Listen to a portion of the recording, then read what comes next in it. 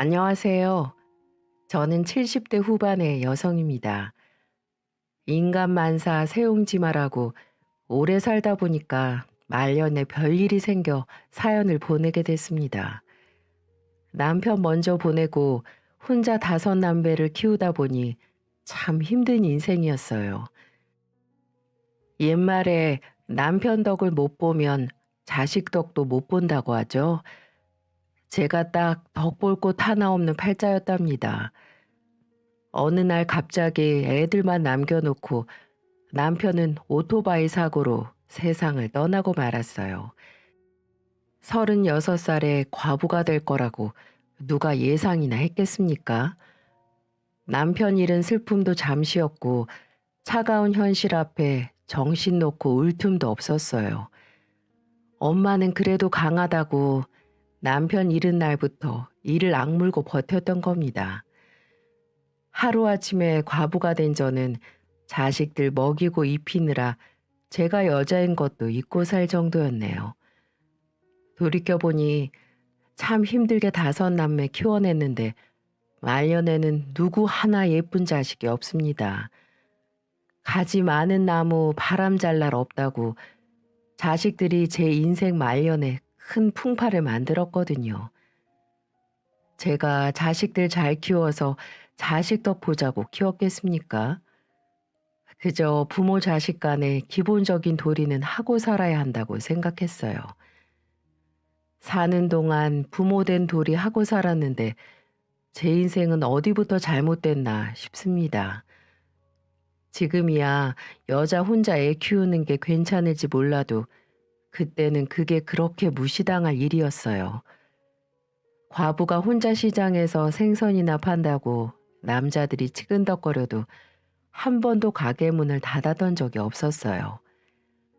한 번은 손목이 너무 아파서 정말 끊어지는 건 아닌가 할 정도로 아팠던 날이었습니다. 어떤 남자가 고등어 2마리만 달라길래 손질을 하는데 괜히 말을 걸며 치근덕거리는 거예요. 아줌마, 손님이 왔는데 좀 웃으면서 팔아야지. 웃으면 볼만 하겠는데 좀 웃어봐. 고등어 사러 왔으면 고등어나 담아가요. 자. 안 그래도 손목이 아파서 힘든데 자꾸 말을 거는 남자가 듣기 싫어 얼른 손질해서 줘버렸어요. 그런데 가져가라는 고등어 봉지는 안 받고 괜히 시비나 걸면서 저에게 말하더군요.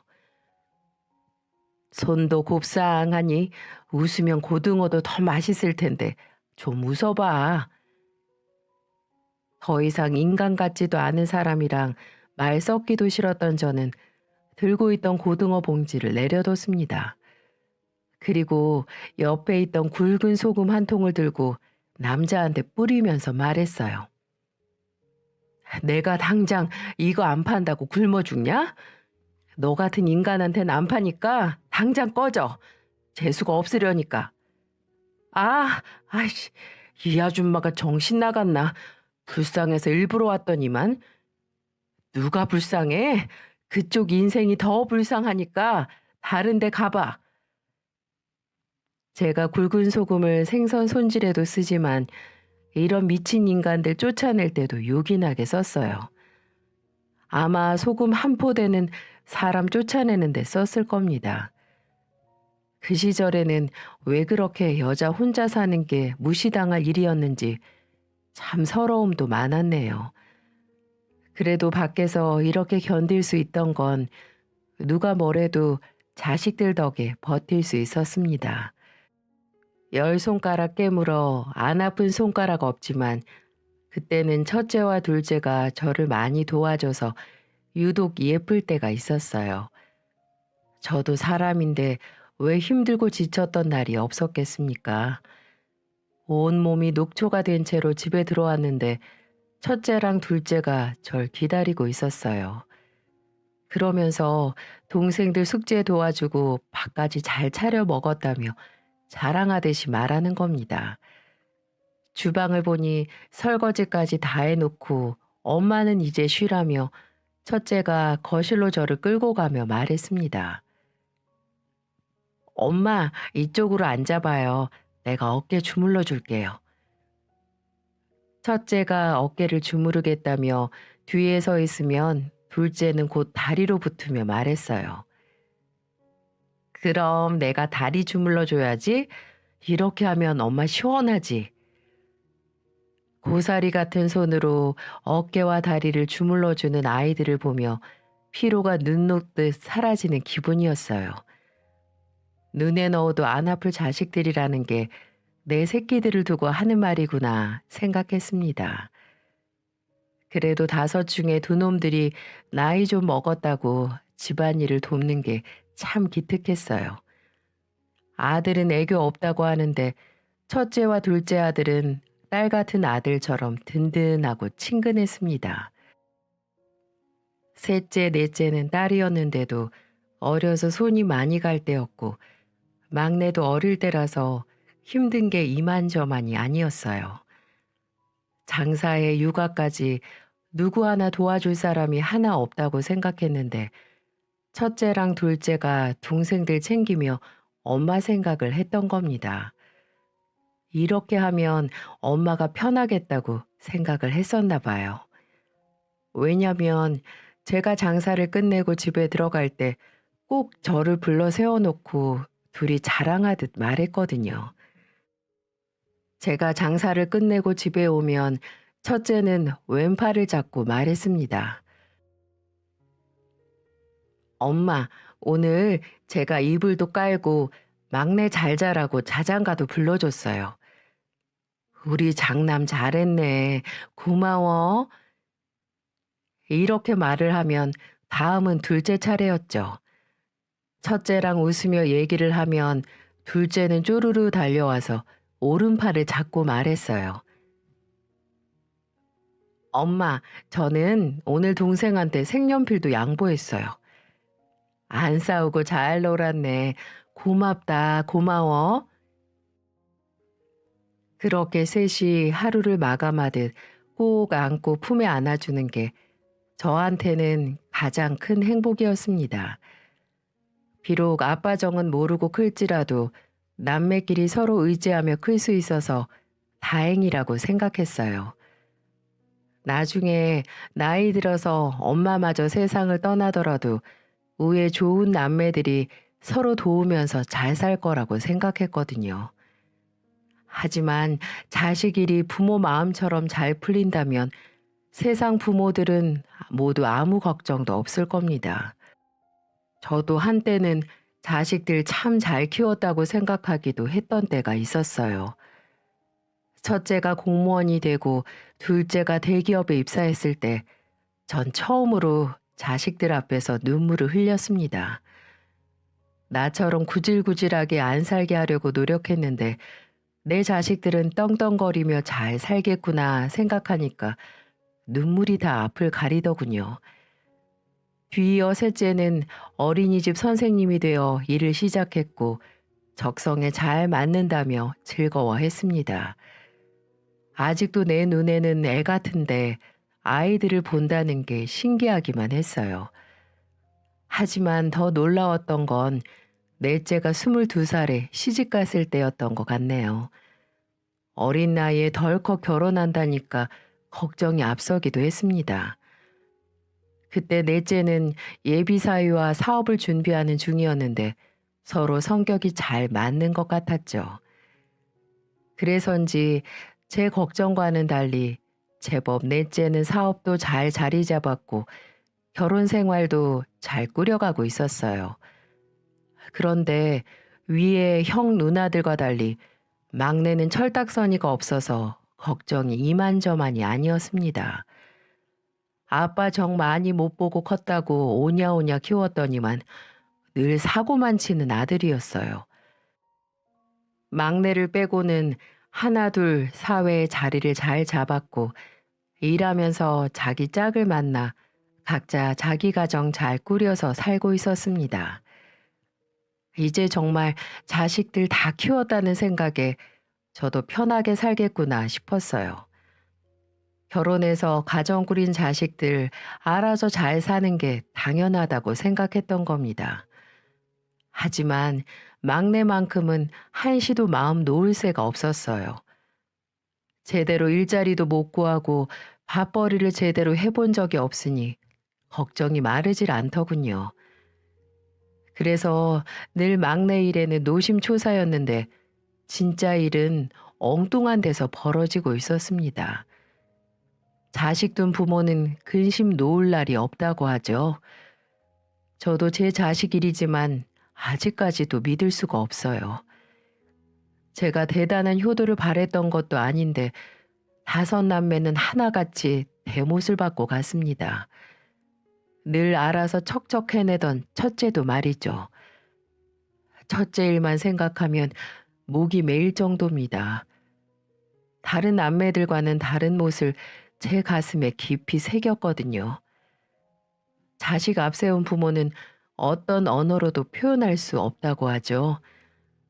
남편을 잃으면 과부가 되고 부모를 잃으면 고아가 되는데 자식을 잃은 부모한테는 그 어떤 단어도 붙일 수가 없다고 하네요.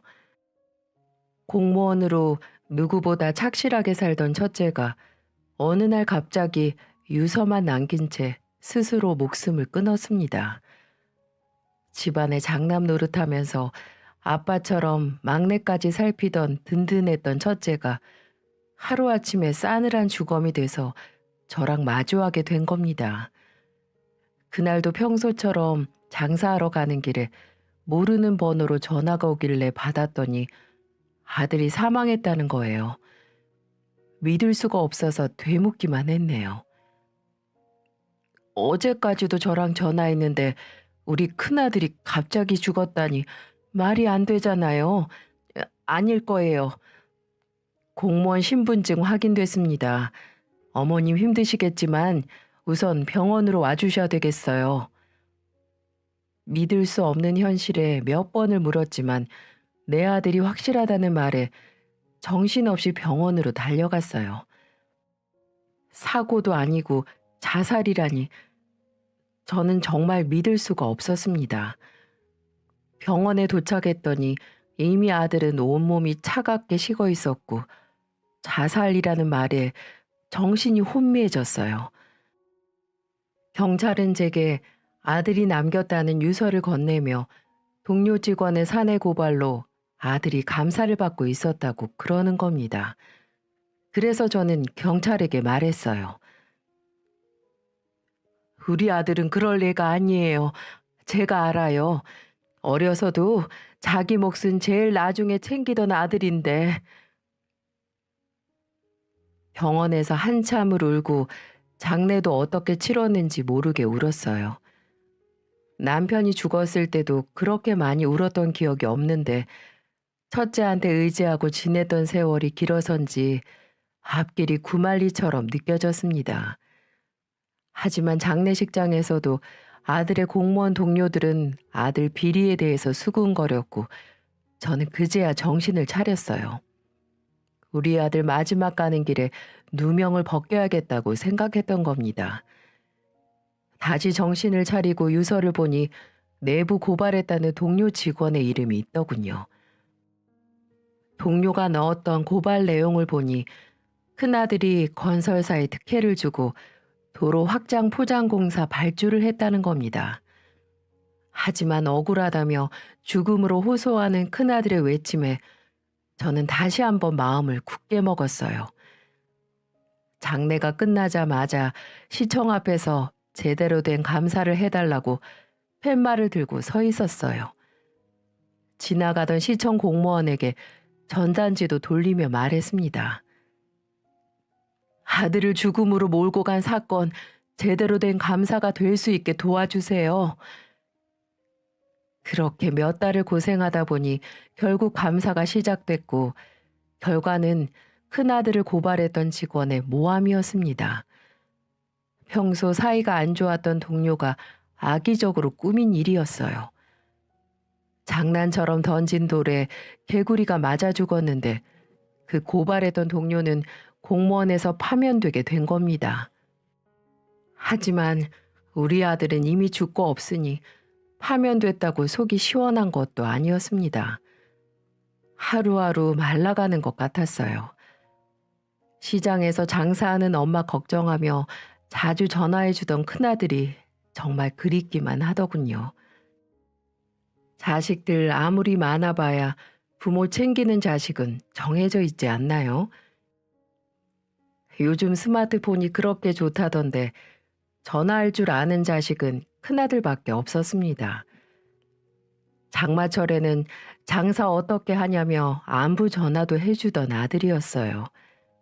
눈이 오면 눈이 온다고 물어보던 아들인데 제가 제정신이었겠습니까?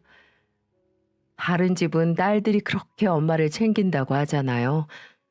저는 큰아들 말고는 다 자식 같지도 않았습니다. 지금 생각해 보니 그래요. 저한테 아홉을 가져가고도 내 손에 남은 하나까지도 더 달라고 떼를 쓰는 게 남은 자식들이었거든요. 그런데 그 와중에도 대못 박는 일은 어찌나 성실하게 하는지 모르겠어요. 어느 날 둘째가 전화로 돈을 빌려달라는 게 아니겠습니까? 저는 오랜만에 전화해서 한다는 소리가 돈 얘기라 화가 나서 둘째에게 말했어요. 넌 오랜만에 전화해서 돈 타령이야? 그럼 어떡해. 회사도 못 나가서 생활비가 없는데. 에휴, 사지 멀쩡한 놈이 회사를 왜 못 가? 둘째 아들이 회사를 못 갔다길래 화를 내며 물으니 자초지종을 말하는데 기가 막혔습니다. 생활비를 며느리가 관리하고 있었는데 적금도 하나 없고 마이너스 통장까지 만들어서 흥청망청 살았다는 거예요. 무슨 얼빠진 소리냐며 둘째네 집으로 가봤는데 이미 만신창이었습니다. 저는 술병을 붙들고 널브러져 있는 둘째를 앉혀놓고 물었어요. 정신 차려 이거사. 회사 나오면서 퇴직금 받았을 거 아니야. 그 돈은 다 어디 갔어? 대출금 갚았어. 주택담보를 안 갚으면 집 내놓게 생겼는데 어떡해. 미쳤어 미쳤어. 너는 와이프가 뭘 하고 다니는지도 몰랐어? 답답한 마음에 연신 둘째 아들 등만 내리치는데 울기만 하고 말이 없는 겁니다. 속이 터질 것 같아서 술병도 현관으로 던져버리고는 말했어요. 네 인생 네가 알아서 살아. 그렇게 돈 뒷구녕으로 새는 줄도 모르고 사니까 이 상황에 잡을 게 술병뿐이지. 소리를 지르며 등을 더 쳤더니 술이 올라오는지 둘째가 화장실로 달려가더군요. 이미 술에 잔뜩 취해서 횡설수설하는 둘째 아들을 두고 집을 나와버렸습니다. 그 후에 도망간 며느리 찾으려고 갖은 방법을 동원해봤는데 작정하고 도망간 꽃뱀을 누가 잡겠어요? 그야말로 둘째 아들 다 벗겨먹고 제대로 도망간 뒤라 행적을 잡을 수도 없더군요. 다 현금으로 만들어서 튄 겁니다. 이런 와중에도 큰아들 말고는 누구 하나 붙들고 물어볼 자식이 없다니. 저는 그간 살아온 인생이 허탈했어요. 자식 일에는 무슨 일이든 버틸 수 있었는데 둘째까지 연이어 사고를 치는 통에 골이 아파올 지경이었죠. 그런데 안 좋은 일은 한 번에 온다고 여기서 끝이었겠어요? 바람 잘 날 없는 가지가 5개나 있는데 제 인생 풍파는 시작에 불과했습니다. 얌전하고 착하기만 했던 셋째 딸은 제 뒤통수를 제대로 쳤어요. 셋째 사위가 전화로 자기 집에서 딸 데려가라며 전화를 한 겁니다. 처음에는 부부싸움을 했나 싶었어요. 불안한 마음을 붙들고 셋째네로 가봤는데 이미 셋째 딸이 복도에서 울고 있는 거예요. 머리는 산발을 하고 신발도 안 신은 채로 복도에서 주저앉아 있는데 황당하더라고요. 부부싸움이라고 해도 이건 도를 지나쳤다고 생각했고 현관문을 두드리며 사위를 불렀습니다. 한참을 초인 정도 누르고 문을 두드리니까 사위가 나오더군요. 아무리 싸웠다지만 내 딸한테 손찌검 하는 건 못 참는다 했더니 사위가 코웃음을 치며 말했습니다. 장모님, 그 대단한 셋째 딸이 글쎄 바람이 나셨어요. 그것도 자기 어린이집 학부모랑요. 제가 뭘 믿고 저 여자랑 살아요? 제가 비위가 약해서 저런 년이랑은 못 살아요. 듣고도 믿을 수가 없었어요. 사위는 그렇게 할 말만 하고 문을 닫고 들어가 버렸습니다. 그래서 아무 말도 없이 울기만 하는 딸을 붙들고 물었어요. 누가 보면 억울한 일을 당하기라도 한 사람처럼 한참을 울기만 하더니 겨우 입을 연 셋째 딸의 말은 황당 그 자체였습니다. 술 먹다 만난 남자였고 학부모인 줄은 몰랐다는 거예요.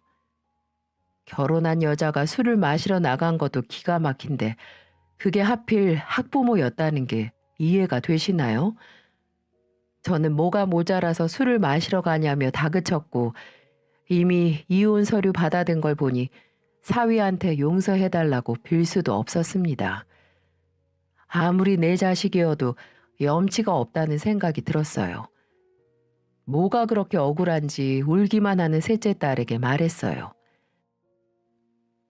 아니 뭘 잘했다고 울어? 그런 짓을 할 정도면 나중에 이혼당할 각오는 했어야지. 네 발등 네가 찍은 거야 이 등신아. 그 집 애한테도 너 못할 짓 한 거야 이 나쁜 년아. 대체 어쩌려고 그런 짓을 했어? 아무리 남편 복 없으면 자식 복도 없다지만 이건 너무하지 않나요? 그런데 전 며느리 복에 사위 복도 지지리도 없었습니다. 둘째 며느리는 야가 빠진 꽃뱀이라 둘째가 벗겨먹고 튀었는데 넷째 사위는 그야말로 칼 안 든 강도 같았어요. 왜냐면 넷째 딸이랑 사위는 사업을 하다 망하더니 저만 보면 돈 타령을 해대는 겁니다. 처음에는 은근슬쩍 하더니 이제는 아예 대놓고 저만 보면 돈돈거리는 거예요. 그런데 요즘에는 관뚜껑 닫힐 때까지 손에서 돈을 놓으면 안 된다고 하지 않습니까? 그래서 돈이 없다고 하니까 넷째 사위는 저를 무시하며 말하더군요. 죽을 때 돈 가지고 가실 거예요? 이제 큰아들도 죽고 없는데 투자한다 생각하고 저한테 좀 달라니까요. 그리고 돈이 있어야 장모님인데 돈 없다고 하시면 제가 어떻게 장모님 대접을 해드려요? 지금 투자금 급하니까 생선 팔아서 번 푼돈이라도 좀 보내세요. 내가 자네한테 투자하느니 죽을 때 내 관짝에 금칠할 돈으로 남겨둘 거야. 나도 밑 빠진 독에는 물 안 붓고 사는 사람이야. 사업할 능력 없으면 나가서 막노동이라도 해. 그 잘난 사업은 제대로 하는가 싶더니 망해버린 사업 때문에 고생을 하는 것 같았어요. 그런데 남자들 사업병이 무섭다고 다 망했으면 다른 일 하면 될 걸 꼭 사업을 해야겠다고 돈 타령을 해대는 겁니다. 뻔히 보이는 밑 빠진 독에 물 붓는 바보 천치가 어디 있겠습니까? 하도 돈 타령을 하는 통에 한동안 넷째네 부부랑은 전화도 안 하고 지냈습니다. 어쩜 자기 엄마 안부도 안 묻고 돈 타령만 하는지 귀에 딱지가 앉을 것 같았어요. 저는 말년에 주변에 돈 못 쓰고 죽은 귀신들만 붙었는지 막내까지도 난리였습니다. 막내는 심지어 돈을 제대로 벌어본 적도 없는 백수예요. 뼛속부터 백수였던 겁니다. 일자리 겨우 구해서 나가도 반나절을 버텨본 적이 없었어요. 그러면서 바라는 건 또 어찌나 많은지 꼭 저런 백수들이 지 친구들 하는 건 다 따라하려고 하잖아요. 어느 날은 장사하는 데 찾아와서 한다는 소리가 자기 친구 차 뽑았다고 자기도 차를 사달라는 겁니다. 그러면서 저한테 반협박처럼 말하더군요. 나도 차를 사야 출근을 하고 일을 하지. 차가 없어서 일 못하는 거라니까. 일을 해야 차 살 돈이 나오지. 아무것도 없는 놈이 차를 어떻게 사? 엄마가 사주면 되잖아. 나 차 좀 사줘. 안 사주면 나 평생 일 안 할 거야. 마음대로 해. 네 인생이지 내 인생이야? 세상에 자기 인생을 담보로 엄마 협박하는 아들이 또 있을까요? 절대 안 된다고 했더니 한동안 잠잠했습니다. 하지만 막내 아들은 포기할 위인이 아니었고 기어이 사고를 치고 말았어요. 글쎄 어디서 헐값에 오토바이를 샀다며 가져온 거 있죠? 자기 아버지가 오토바이 사고로 죽은 걸 뻔히 알면서도 버젓이 가져온 거예요. 그리고는 제 앞에서 오토바이 시동을 걸며 말하더군요. 막내 아들이 차가 없어서 오토바이 타고 다니다 사고라도 당하면 엄마 속이 좀 편하겠어? 그러니까 차 사달라고 했을 때 사줬어야지. 큰아들 장례도 모자라서 나까지 장례 치르고 싶어? 이게 아들이 엄마한테 할 소린가 싶었습니다. 오토바이라면 치가 떨리기 싫었어요. 남편이 오토바이 사고 때문에 죽었는데 좋아할 여자가 어디 있겠습니까? 비가 오나 눈이 오나 시장에서 독한 년 소리 들으며 키워놨더니 아들이라는 게 이럴 수가 있나 싶어 허탈했습니다. 저는 자식들한테 효도를 바랬던 적도 없어요.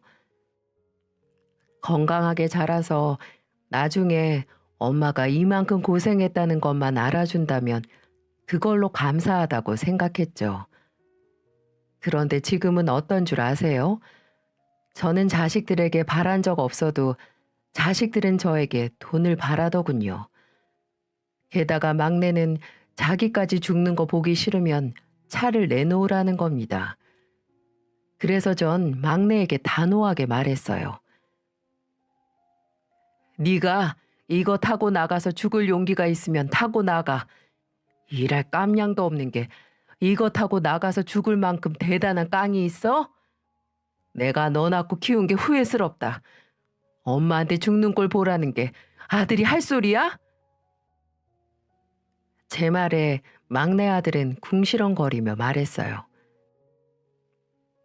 이제 생선도 안 팔려? 돈 없어? 불쌍한 척 하지 말고 돈 없으면 없다고 해. 아유, 구질구질한 집구석. 그러더니 오토바이를 타지도 못하고 끌고는 걸어가는 겁니다. 자전거도 못하는 놈이라 오토바이 못할 줄은 알고 있었습니다. 너무 오냐오냐 키운 게 죄라면 죄인 거겠죠. 하지만 저는 어디서부터 바로잡아야 할지 감을 잡을 수 없었어요. 다들 평소에는 연락도 잘 없다가 돈이 필요할 때만 전화를 하니까 이게 가족인가 싶을 정도였죠. 그렇다고 제가 돈을 쌓아두는 것도 아니고 늙은 몸 이끌고 장사하는 처지였어요.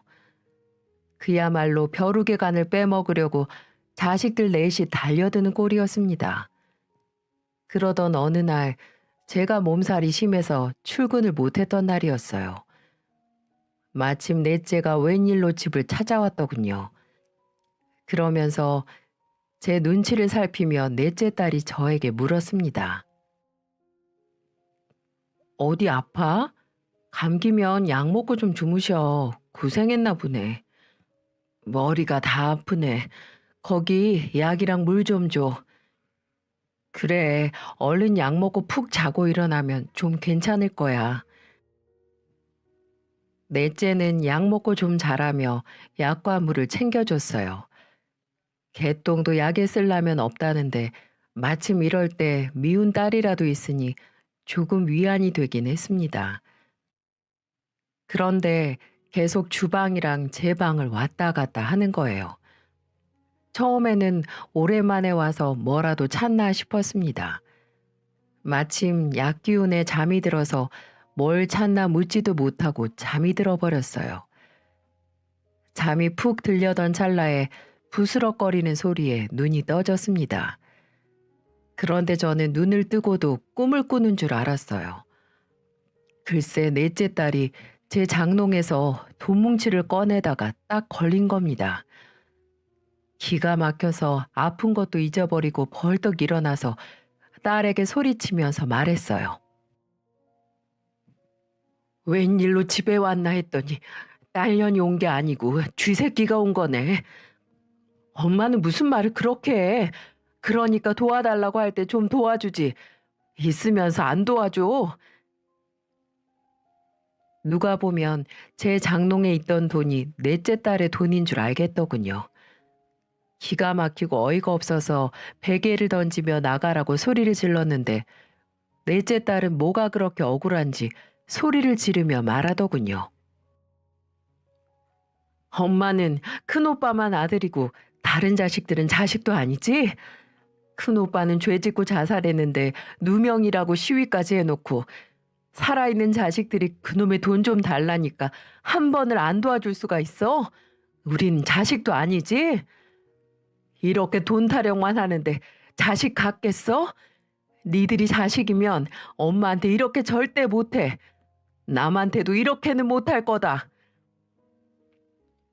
화가 나고 억울해서 가슴을 치면서 울었어요.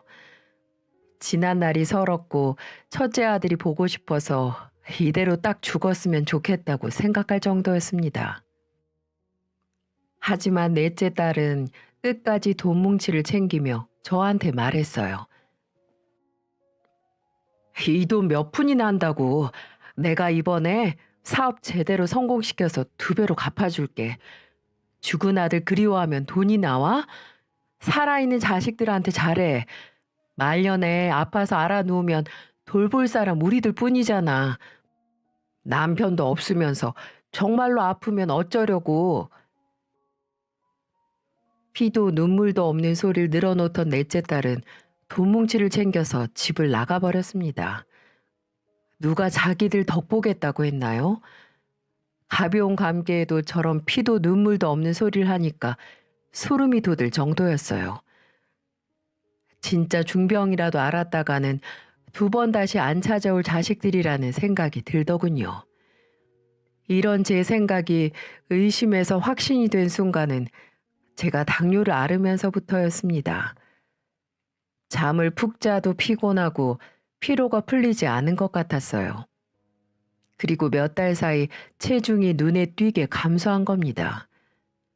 아무래도 몸이 이상해서 병원에 가봤는데 당뇨병이 심해져서 합병증 위험이 올 수 있는 상태라고 했습니다. 그래서 장사도 못하게 됐고 더 이상 경제적 활동을 할 수 없는 상태가 된 거예요. 오랫동안 장사했던 자리를 정리하면서 옆 가게 언니도 수고했다며 다독여주고 건강을 걱정해주더군요. 그런데 이 와중에 둘째는 생활비가 없다며 전화를 한 겁니다. 전 둘째에게 윽박지르듯이 말했습니다. 네 엄마 돈 없어서 곧 죽어. 이제 아파서 일도 못하는데 끝까지 돈 타령은 징글징글하다 정말. 엄마 어디 아프냐고 안부 한번 묻는 놈이 없고 이 나이면 멀쩡히 살다가도 죽을 나이야. 엄마는 무슨 보험도 없이 살았어? 그리고 엄마 나이 75이면 오래 살았지. 호상이다 호상. 내가 너네들 키우겠다고 고생했던 것만 생각하면 내 인생이 다 서러워. 제가 하소연하듯 이야기를 하려고 하자 둘째 아들은 한숨을 쉬며 답답하다며 전화를 끊어버렸습니다. 죽음이 눈앞까지 찾아오자 인생이 다 억울했어요. 이런 것들도 자식이라고 내가 믿고 버텼구나 싶었습니다. 제가 병이 생겨서 일을 못한다는 걸 다 알았는지 돈 달라는 전화도 안 오더군요. 그런데 어쩜 한 명도 엄마 얼마나 아프냐고 묻는 전화도 안 했습니다. 이게 제 말년의 현실이었어요. 뉴스에서 보면 병든 부모 버리는 자식들이 제 자식이었던 겁니다. 남의 자식 욕할 때가 아니었던 거죠. 그런데 사람이 아플 때가 제일 서럽다고 혼자 있으니까 우울증이 오는 것 같았습니다. 명절이라고 옆집은 손주의 며느리 사위까지 오는데 전 혼자 덩그러니 집을 지키고 있었어요. 살아있는 자식이 5이나 되면 뭐합니까? 한 놈도 전화를 하는 법이 없는데요. 그래서인지 첫째 생각에 눈물도 나고 극단적인 생각도 들었어요. 첫째 아들이 자살했다고 들었을 때 얼마나 억울했으면 내 새끼가 자살까지 했을까 싶었습니다. 하지만 사람이 삶의 희망이 하나도 안 보이니까 자살 생각이 들기는 하더군요. 반겨주는 가족도 없으니 이승의 미련도 없었습니다. 더 살아서 좋은 꼴 볼 것도 없고 이대로 죽으면 누가 슬퍼나 해줄까라는 생각까지 들더군요. 그렇게 한동안 어떻게 죽어야 잘 죽나 고민하며 지냈습니다. 아침인지 밤인지 모르게 정신 놓고 지냈는데도 끝까지 전화하는 자식은 없더라고요. 저는 그냥 자식들에게 엄마가 아니라 돈줄이었다는 생각이 들었습니다. 그러던 어느 날 멍하니 뉴스를 보는데 제가 10년 전 샀던 땅 이야기가 나오더군요. 친한 친구 중에 부동산에 관심 많던 친구가 저에게 추천해줬던 땅이었는데 그때 당시 자식들이 다 반대를 했었습니다. 그때도 제가 땅을 산다고 하니까 셋째도 저에게 이렇게 말했었어요. 땅은 무슨, 그런 정도 엄마가 알 정도면 이미 헛소문이지. 부자들은 소리 소문 없이 사서 부자 되는 거지. 그냥 자식들한테 써. 그래야 엄마도 말년에 편하지. 셋째가 이렇게 말하자 둘째도 맞장구를 치며 말하더군요. 진짜 돈 되는 정보는 부자들만 아는 거지. 우리 같은 사람이 공부한다고 어디가 좋은 땅인지 알고 사? 괜히 돈 버리지 말고 묶어두고 집에다가 써. 둘째, 셋째가 저렇게 말하자 넷째도 막내도 돈 있으면 자기들한테나 쓰라며 저를 만류했었습니다. 생각해보니까 그때도 제 돈을 자기들 돈처럼 아까워했었어요. 그때 친구는 부동산 투자로 돈을 좀 번 상태라 확실한 정보라며 추천을 했었습니다. 그래서 전 자식들이 다 말려도 투자를 강행했어요. 그때도 이미 돈에 눈 돌아간 자식들 때문에 돈을 묶어두고 싶었습니다. 그래서 자식들 말 귓등으로도 안 듣고 투자를 했던 거예요. 전 뉴스를 보면서도 믿을 수가 없었고 마침 친구에게 전화가 와서 받았더니 신난 목소리로 제게 말하더군요. 그때 그 땅 내 말 듣고 사길 잘했지? 말년에 팔자 쫙 폈네. 저는 친구에게 고맙다고 말했어요. 친구 덕에 몇 배가 넘는 수익을 보게 된 거죠. 하늘에서 큰아들과 남편이 내려준 동아줄 같았습니다. 그동안 고생했다면서 주는 상이라고 생각했어요. 그런데 더 믿을 수 없는 놀라운 사실이 뭔 줄 아세요? 10년 전 일을 기억하고는 살았는지 죽었는지도 모르던 자식들한테 전화가 오기 시작하는 겁니다. 넷째 딸이 전화를 했길래 받아보니 마치 자기 땅인 것처럼 기뻐하면서 말하더군요. 엄마, 그때 샀던 땅값 많이 올랐던데? 나 이번에 사업 좀 도와줘, 제발. 이것만 살리면 엄마 제대로 모실게. 우리 이번 고비만 넘기면 된다니까. 아파서 알아 누웠을 때는 거들떠도 안 보더니만 땅값이 올랐다니까 이제 엄마가 생각나니? 저는 돈 타령하는 넷째 딸의 전화를 끊어버렸어요. 게다가 다른 자식들도 다 전화를 하는데 하나같이 돈 타령할 게 뻔했습니다. 돈이 있어야 엄마고 돈이 없으면 남인 사이가 가족인가요? 그 누구의 전화도 안 받고 가만히 있었더니 글쎄 이제는 제 집까지 찾아오는 겁니다. 그리고는 하나같이 저를 데리고 살겠다는 거예요. 둘째 아들은 회사도 잃고 집도 절도 없는 놈이 절 모시겠다는데 코웃음을 치며 제가 말했습니다. 누가 누굴 보셔? 내가 널 얻고 살게 생겼는데. 그러자 둘째 아들은 저를 보며 말하더군요. 엄마, 형 죽고 없으면 내가 장남이나 마찬가지인데 재산은 날 주는 게 맞지. 내가 엄마 편히 모실게. 나한테 상속해줘. 맞습니다.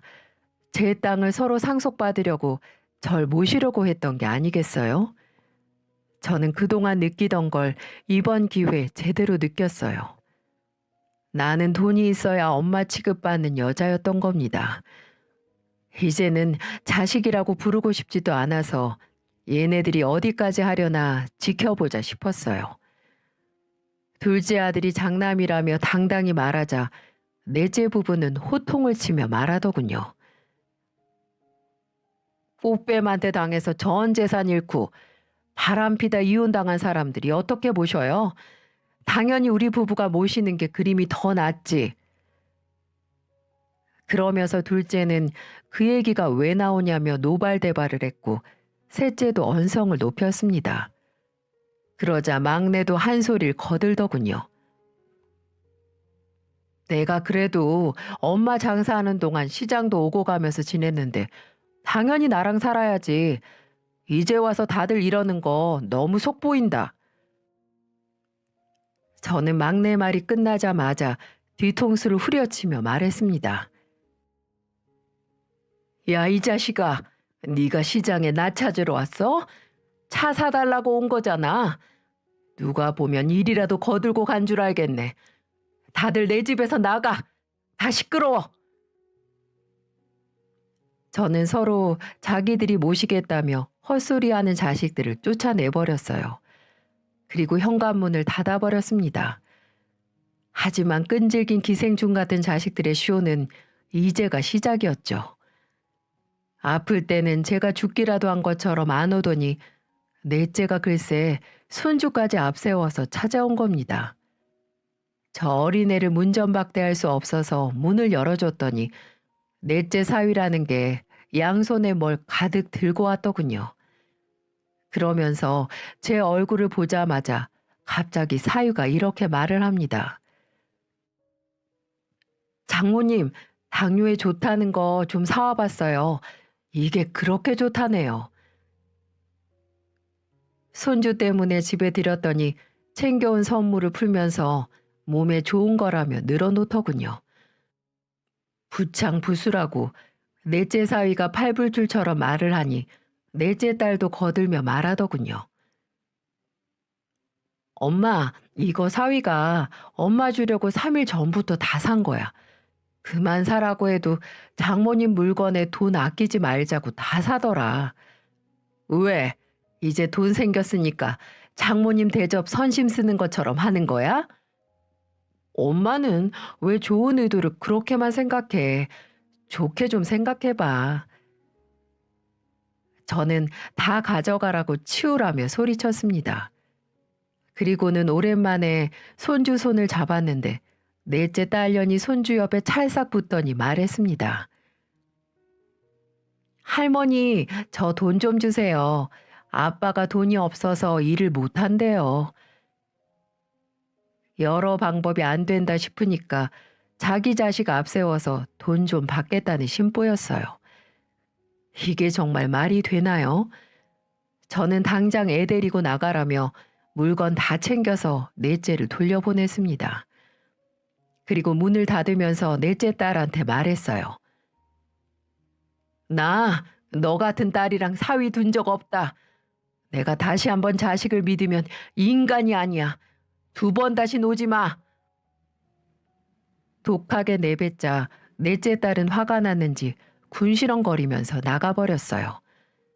그리고 곧 전화가 왔고 제가 전화를 안 받자 문자를 남겼습니다. 문자 내용도 어이가 없었어요. 잘 생각해.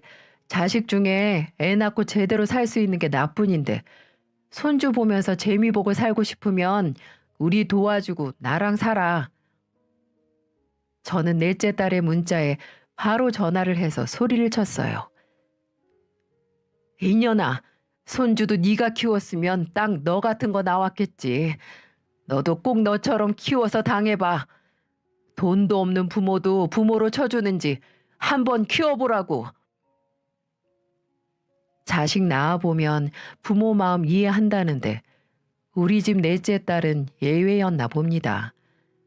유일하게 손주 낳고 살던 넷째마저 이 지경이니 다른 자식은 안 봐도 비디오였어요. 그 후에도 둘째가 캐리어를 털털 끌며 찾아왔는데 저는 빗자루 때리며 내쫓았습니다. 얼마나 괘씸했는지 몰라요. 그래서 힘껏 빗자루로 때리며 말했습니다. 어딜 돈 냄새 맡고 기어와? 당장 가버려. 나는 너 같은 장남 둔 적 없어. 우리 큰아들 살아있었으면 네 다리 몽둥이부터 분질렀을 거야. 2번 다시 찾아오지 마라. 생각지도 못했던 빗자루 세례에 당황한 둘째는 캐리어 바퀴가 빠지도록 도망가더라고요. 셋째 딸도 막내도 그놈의 돈 때문에 문도 안 열어주는데도 한참을 서 있는 겁니다. 저는 결국 경찰을 불러서 잡상인이 왔다고 신고했습니다. 그리고는 저는 자식이라고 생각한 적 없으니 모르는 사이라고 했죠. 엄마한테 돈 좀 생겼다고 하루가 멀다 하고 찾아오는 자식들이 반갑지도 않고 심기가 불편해지기 시작했어요. 저는 그래서 대책을 마련하다 묘책을 찾아냈죠. 땅을 팔고 절반은 병원에 치료가 위급한 아이들에게 기부했습니다. 제가 비록 자식 농사는 실패했지만 어린 생명을 살리는 일에는 도움이 되고 싶었거든요. 그런데 기부를 하는 과정에도 자식놈들은 버젓이 살아있는 자식들은 안 보이냐며 우는 소리를 하는 겁니다. 그래서 저도 말했어요. 나도 너희들이 안 찾아올 때 혼자서 죽어가고 있었어. 지금 감히 나한테 죽내사내 말을 함부로 해? 나는 너희들 같은 자식 둔 적 없어. 죽든지 살든지 알아서 해. 우연한 좋은 기회로 새 생명을 얻어서 살게 된 저처럼 어린 아이들에게도 2번째 기회를 주고 싶었어요. 이런 제 마음을 병원에서도 고맙게 받아주셨고 감사장도 수여받을 수 있었습니다. 말년에 팔자가 핀다는 게 이런 복이 아닐까요? 남을 도울 수 있는 사람이 된 게 꽤나 멋진 일인 것 같았습니다. 요즘 은행에서 상속인을 설정할 수 있는 승계 상품이 있다길래 가입도 했습니다. 그리고 남은 재산은 죽기 전에 기부하겠다는 조건으로 가입을 했어요. 이렇게 되면 제가 우려하던 귀찮은 법적 분쟁도 막을 수 있어서 저한테는 딱이었죠. 제 자식들한테는 단 한 푼도 안 가도록 해두니까 삶이 조금 편해져서 지금은 소풍도 다니며 지내고 있게 됐어요. 옛말에 인생은 초년복보다는 말년복이 좋아야 편한 인생이라고 했잖아요. 그동안 제가 살면서 겪었던 모든 일들은 그저 복이 없었구나 생각하고 살고 있네요. 하지만 자식들이 성인 된 후를 돌이켜보니 제가 잘못 살았나 싶기도 합니다. 그래도 저는 사는 동안 최선을 다했다고 생각해요. 자식 속을 누가 알겠습니까? 5이나 키워보니까 원래 자식이라는 게 9을 가져가도 제 손에 있는 하나까지 훔쳐가야 직성이 풀리는 게 자식이라잖아요. 그래도 다 알면서도 부모니까 못 이기는 척 주고 사는 거겠죠. 저도 한때는 간이고 쓸개고 다 줄 수 있는 부모였지만 이제는 아닙니다. 제 인생 원 없이 즐기다가 가려고요. 부모 마음 다 알아주진 못해도 배신을 안 당할 줄 알았는데 자식도 부질없다는 생각이 듭니다. 결국 힘이 들 때 가장 힘이 되는 건 내 자신인 것 같아요. 그러니 모두 스스로를 가장 1순위로 두고 살았으면 좋겠습니다. 제 박복하고 긴 팔자 이야기는 여기까지예요.